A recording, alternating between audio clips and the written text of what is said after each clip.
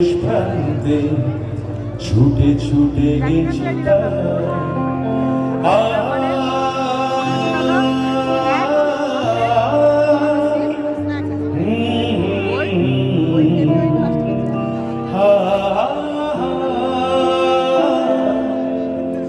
আমি যে নিজেই মতো জানি না তোমার শর্ত, আমি যে নিজেই মতো জানি না তোমার শর্ত, যদি বা ঘটে অনর্থ তবুও তোমায় চাই, হয়তো তোমার জন্য হয়েছি প্রেমে যে বন্য, জানি তুমি অনন্য আশার হাত বাড়া, যদি কখনো একান্তে চেয়েছি তোমায় জানতে, শুরু থেকে শেষ প্রান্তে ছুটে ছুটে গেছি